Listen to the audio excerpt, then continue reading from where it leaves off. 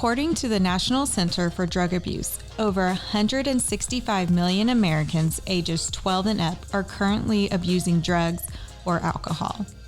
Of those 165 million Americans, there is a mom, dad, sister, brother, wife, husband, son, daughter, or grandparent praying and pleading that they would stop. Addiction is a subject most people don't like to talk about and is kept behind closed doors. But the Finding Hope podcast will bring light to the subject and give families that are living in shame, guilt, hopelessness, fear, worry, and anger tools and education to find strength, peace, happiness, joy, and hope. Hello, I'm Amy LaRue, Finding Hope Coordinator for Hope is Alive Ministries and your host for this Finding Hope podcast. At Hope is Alive, our mission is to radically change the lives of drug addicts, alcoholics, and those who love them. We do this through our intentional next-level sober living homes and faith-based support groups for the loved ones of addicts called Finding Hope. Thank you for joining us today. I am so excited about our upcoming Redeemed retreats this year. We have 3 opportunities for you to join us. This year we'll be in Tulsa, Oklahoma, Colorado Springs, Colorado, and Lake Junaluska, North Carolina. Registration is open, so be sure to register today and learn more at fhretreat.com. But let's get started, Darcie. Yeah. So these retreats, talking about these retreats, it's a moment that we can pause. Yes. And a moment that we're going to start to take care of ourselves. Yes. So much as a loved one of those that struggle with substances, or as a mom, you and I are both moms, Yes. right? In a busy season of life, even if you're not a mom, like you have friends and family, all this stuff that we pour so much into those relationships and to everything that we forget to stop and pause and take care of ourselves. Yes. And these retreats is that opportunity to Yes. pause and take care of ourselves for a weekend, to get poured into, because so many times we're pouring out, right, to others. And so that's what we're talking about today. Our topic today is self-care. Yes. Yeah. And so what did you think self-care used to be? Having a checkbox and checking everything off the list, making sure everything got done no matter what it was. Yeah. Yeah. I used to think self-care when, I thought it was, I got to go get a pedicure or a manicure, or maybe a guy needs to be on the golf course and all this. I thought it was something almost like you have to go and do. And so that's what I always thought self-care was. But the more I've been involved in finding hope and talking with people and just getting connected, it's more than that. Oh, and it's not that at all. Right. It can be. Right. Someone once said self-care, if maybe you do enjoy, I enjoy getting a good pedicure. Right. But if you're sitting there getting a pedicure and on your phone, Yes. looking things up or worrying about your to-do list, making your grocery list or looking up rehabs or all this stuff, that's not self-care, Right, because right. you're still thinking Yes. about all those stuff. It's learning, how can I shut my brain off for a while and just be. Yeah. Yeah. And so one definition I like of self-care is any activity that we do deliberately in order to take care of ourselves mentally, emotionally, physically, and spiritually. Yeah. And so we have to think about those things, that self-care involves all of that, mentally, emotionally, physically, Yes. and spiritually. And Yeah. sometimes I think we don't always think about all 4 of those things. Right. Yeah. So as we're talking about self-care today, what isn't self-care? So self-care is not adding more to your to-do list. Like I was saying, I used to if I did my to-do list and check it off, I was taking care of everything in myself. And so it's more like it's making it feel like a chore. Yeah, and who likes to do chores? Nobody. Right? Yeah. But it is identifying your essential needs and prioritizing them. So you can still kind of have a list, but putting them in the needs and prioritizing what you need to get done. Absolutely. What do I need to get done right now? But also making that your needs are still being met in that, making sure it's a priority. Yeah. Sometimes I hear people say, well, self-care, that's selfish. That's selfish. I can't do that. But really, self-care is taking a moment to look at yourself and take care of yourself. It's that whole, you can't, I'm sure many people have heard, you can't pour from an empty jar, right? Like, how empty is your jar? Or, I got to take care of everybody else. Like, you and I have talked about that. Yes. Everyone else needs to be taken care of before I can take care of myself. Well, then they're actually not getting the best version of you either. Correct. You're not the best version of yourself, and they're not getting the best version of you. Yes. It's that whole, on an airplane, putting on, that if the oxygen comes down, you have to put it on yourself before you help others, so that you can be that best version of yourself. Yes. So it's also emergency plan, quote unquote emergency plan. I'll do this if this happens, or I'll do this when this happens. Yeah. But it's about creating healthy habits to nurture yourself and making it more natural. And yes, it takes a while for stuff like to create that habit. And Correct. I know we've talked about on the podcast how over the last year and a half, you really have been taking that and making it part of your daily routine. Not just like when it feels good, like, oh, I'm completely depleted, I need it. Like, but then it's that I don't have time. Like, that's when you're completely empty on that. Yes. Yeah. And so, but we need to figure out how can we get it, and how can we look at, like, when do we feel like we're getting to that it's emergency plan. So just this last weekend, you and I we were on some road trips, not together. And I was driving, it's like a 7-hour drive, 8-hour drive. And I'm like, okay, I'm thinking about my gas, right? Like, okay, like I filled up before we left, and I'm like, how far can I make it before I need to fill up again? It's like, okay. And, we made it like 2.5 hours, stopped for lunch, and I looked at my gas. I was like, well, it's about half full. Maybe I should fill up. We might have to go to the bathroom here another hour or two. Do I trust that, or should I go ahead and fill up? And so I was kind of processing all of this. I went ahead and filled up because I'm like, I don't want to get to the place. I'd rather stay on the road as long as possible. Right. If we don't have to go to the bathroom, I don't want to stop just for gas. Yeah. So I filled up, and, every stop we made, actually, I filled up because I didn't want to get, when we got into this busy town, like I didn't know like where the gas stations would be, and I didn't want to get off the crazy highway and all of that. Yeah. And I think sometimes, we need to do that for our own self and for our own self-care, and thinking about it as a wellness tank, right? Is my wellness tank, how is it today? Is it full? Am I ready to go? I'm going to have a great day. I'm going to, be the best version of myself today. That's when it's full. Yeah. What would you think it might be when it's like half full? I feel like you're not giving your all. Like you're probably giving half of what's in you. Like, percentage wise, if you're completely full, you're probably going to give 110% or more. But if it's halfway, you might not quite give 75%, maybe even 50%. Is how I view it. Yeah.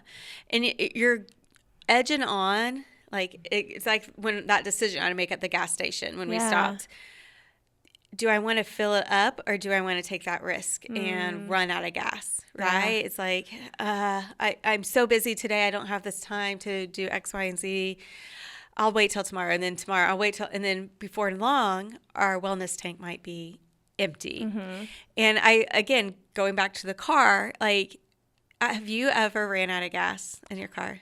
Literally ran out of it as I was pulling up to the pump. Yes. So you're running on. I'm glad you said that, because one time my husband and I did that, and like we're literally pushing on fumes to get to. And how does that feel? I'm like, is it going to pull all the way up there? Like anxiety, stress. Yeah. Like you start like almost like anxiety, anxiousness. What if my car doesn't stop and I'm 20 feet from the gas pump, I'm going to have to go in and then go, all those things. And it's hard to go, and it's draining. Like when it's completely empty, you just feel drained. And so I want our listeners today to really be thinking about that. Like, take a moment right now, pause this podcast, and think, where is your wellness tank right now? Yeah. Are you working on a full tank? You're thriving, doing well? are you working maybe on a half a tank? Like, okay, I'm doing okay, but I know I could go down to empty, but I also know I might need to get back up to that full tank. Right. And making that decision. Yeah. Or are you empty? And so as you're thinking through this and processing it, I want you to think then, like, what can I do to fill up that wellness tank? Yeah. And like I said, self-care isn't all about getting your nails done and doing that. Might be part of it. Right. But that also costs money. Like Right. there are ways that we can take care of ourselves that doesn't involve money in filling up our wellness tank. So what are some things maybe that you do or that you know others do to fill up your wellness tank? So I work out a lot. Okay. So I make sure I do that because it's for all of the things, spiritually, mentally, and physically. And just for instance, like this last week was super busy and I didn't get to go to the gym as much as I wanted to. Yeah. And I went back this week and it's been hard getting back in that routine. Yeah. And so it's just so important. Like, even though I'm exhausted when I go this week, I feel so much better the next day when I go. Well, and working out can be different things. Oh, yeah. Too, right? It can be going for a walk. Yes, maybe a 10-minute absolutely. walk, you Yeah. know? It could be going for a run. I know you run sometimes. I know you go to like workout classes, maybe lift weights and all that. So workout can look different for each person. Oh, absolutely. And so I think to me, sometimes I would think workout, oh, I got to go to the gym. I got to, do the weights. Well, that's not my workout Right. for me. Right. My workout for me is taking that walk. Yes. Right? Whether Yeah. it's a 10-minute walk around, maybe it's just a walk around my block. Yeah. Sometimes I've done that Yeah. as well, and just making sure like we're self-aware of that. Yes. I have been, one of the things I've been doing more is as soon as I get into bed, I turn off I put it on do not disturb and I really don't interact with people. I told you this week I was so exhausted one day. I went to bed at 8:45 and as a mom, as a work, all that, like that's really early. Yes. But my wellness tank was almost on empty at that time. And I knew one way to fill it up is I needed more rest. Yeah. I made sure my kids were okay. I made sure all the things. But I also need to make sure I was okay. Because if I Yes. didn't, the next morning I would start with that almost empty tank again. Yeah. Yeah. And so making sure you're getting plenty of rest and Yes. recognizing and how you do that. Yeah. One other thing I think is practicing that gratitude. Yes. Waking up and starting in your day with what are you grateful Yeah. for today? Today I'm grateful for, XYZ. I'm grateful for another day. I'm grateful for the sunshine, whatever that might be, and speaking it out loud. Yeah. Yeah. So Yeah. what other things that can we do? We're here about finding hope, getting Yeah. plugged into a support group. Yeah. I think that's really important. Making sure you have a community of people and a place to go to just be you and have support and get your tank filled with whatever topic is being discussed. Yeah, absolutely. That community and be able to reach out to those people between meetings. Yes. You're getting poured into, but then like, it's okay. Like just yesterday, someone I had been texting with back and forth. She's been asking for prayer about something and she had something happening last week and I never heard. So I said, how did it go? And it went really well. And so we celebrated, awesome. together. So Yeah. it's reaching out in those times of celebrations, Yes. but also reaching out when you feel like your tank is going empty and getting that support. Maybe you're not having an in-person meeting, jump onto a Zoom meeting. Yes. Listen to this podcast, Yes, right? absolutely. Other resources we have are YouVersion Bible plans. Get a Bible plan or just open up God's Word and seeing how He's going to speak to you that day. Yeah, yeah. I think another one that's good too is, we always talk about communication and actually advocating for yourself and communicating clearly what you do need and having conversations that are sometimes hard to have, but just go like that self-care too, and communicating your needs. I know I have 3 kids at home and I have to communicate my needs to them very clearly, or they don't do what I have asked them to do, or we don't work well as a team. And so just, making sure they know every detail of things, or how mom's doing today, or, hey, mom needs to do this to take care of herself. Because like you said, it can feel selfish. And so when my kids started to learn that, oh, mom's taking care of herself, and this is why she's doing this and this and this, that communication helped so much. Yeah, absolutely. And so sometimes almost taking that first step is thinking, like, what do you enjoy doing? And what do you need? Asking yourself that question. What do I need? Yeah. When we make these phone calls, that's a lot of times I end my conversations. It's like, what have you done for yourself lately? Yeah. And a lot of them, like, they can't answer that question. Right. And I was like, what can you do for yourself today? Yes. Whether that's getting in your car, going to get a coffee, or getting a milkshake, or something along those lines. Or maybe it is going for that 10-minute walk, or going outside on your back patio and turning your phone off for 20 minutes. Yeah. Like, what is that thing that you need today that you miss doing, that to fill up that wellness tank for yourself? Yeah. And sometimes we talk about making a no list. So we talk about here, my favorite boundary, my favorite sentence is NO period. Like, we can say no to others. Right. Are we saying no to ourselves? Sometimes it's creating boundaries for ourselves. And that might sound weird sometimes. Right. Like, how do I do that? Right. But make a list of things that you don't like and you no longer want to do. And it's okay if you used to like it. Yeah, that's good. But, like, make a no list on yours. Yeah. Like, this is no for me. This is my boundary for myself. Yes. Like, a no list, for example, is no, I'm not going to answer my phone after I'm in bed. Right. That might be something you used to do.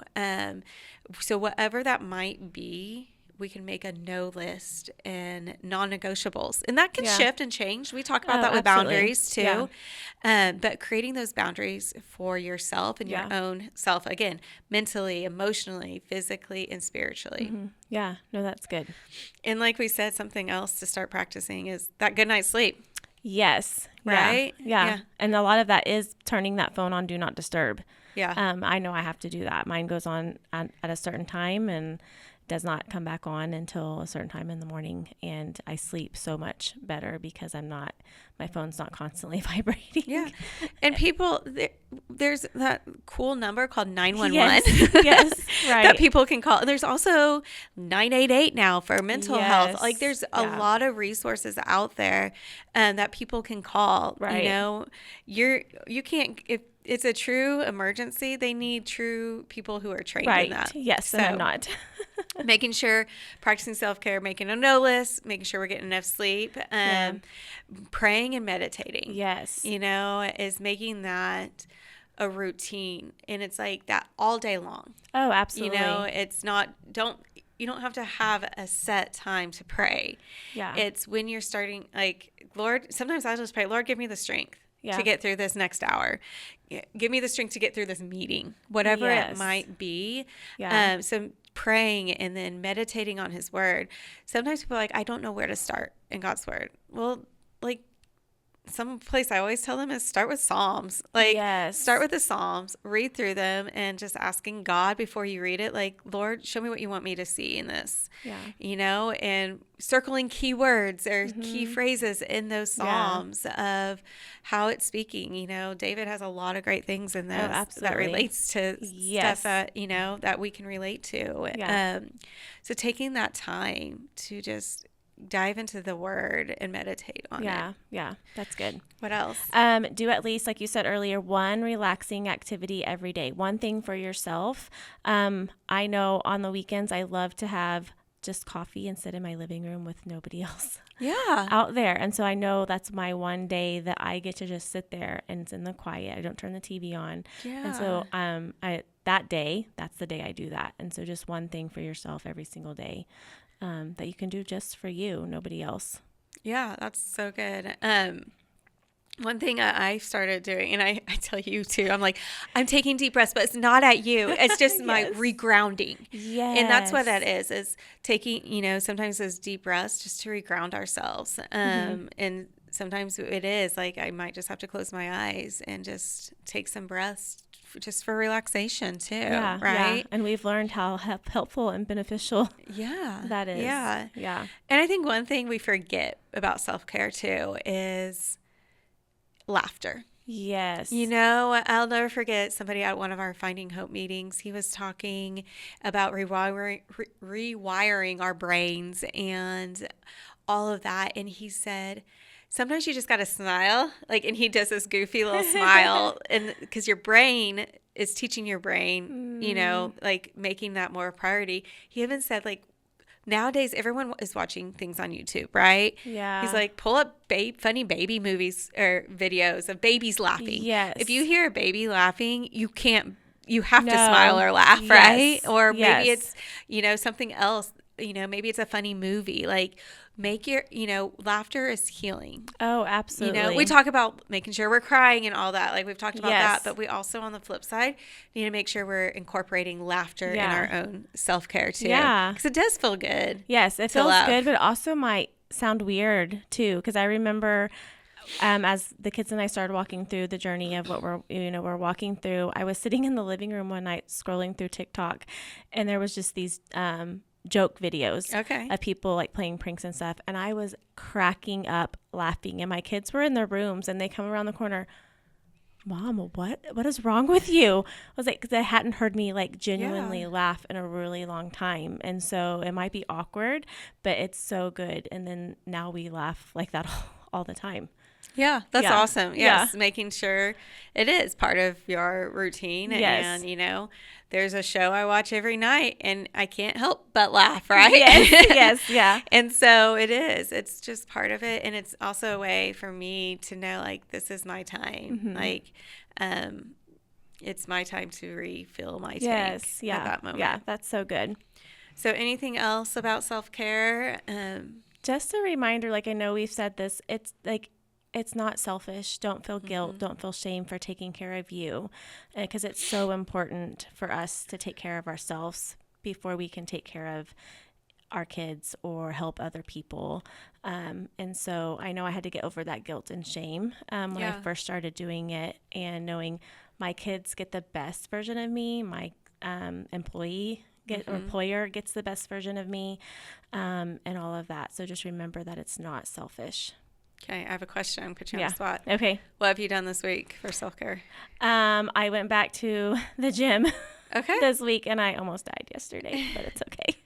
I did a class. The first part of the week, I only went and walked, and yesterday I went back to one of the fitness classes, and they told me to make sure I drink a lot of water. She could tell I was struggling. Oh, okay. And that's another thing is self-care is what are we putting in our bodies, right? Yes, yeah. So, and then for me, I would say going to bed early that one night was really because that's hard for me. Oh, absolutely. Especially when I still have kids awake. They're teenagers. They can watch a clock and put themselves to bed. But also, sometimes when my kids are at activities, I will just sit in my car. We're Uber moms here, and so I will just sit. And then last night, I also got myself a milkshake. There you go. It's do I need it? No, but it was something just I enjoy and wanted, and instead of saying no, I haven't had dinner yet, my kids didn't know I didn't have dinner and had a milkshake. It's okay.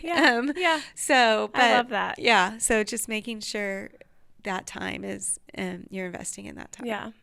So our challenge for this week is to first start making that no list and creating those boundaries for yourself. What are you going to say no to?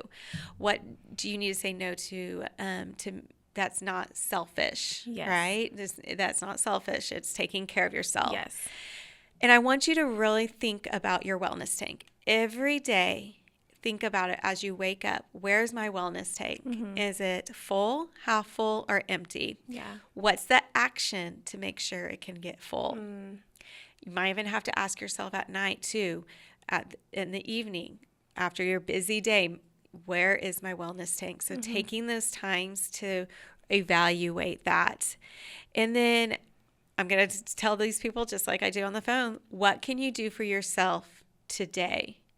And then what can you do for yourself tomorrow? So those are our challenges today. But thank you guys so much for joining us this week. And you can learn more about Finding Hope at FindingHope.Today. But before you go, we would love for you to give us a 5-star review, share this on social media, and subscribe to this podcast so you don't miss our next hope-filled episode. Thanks again for joining me and Darcie on this episode of Finding Hope. And remember, you are not alone. It's not your fault. There is hope.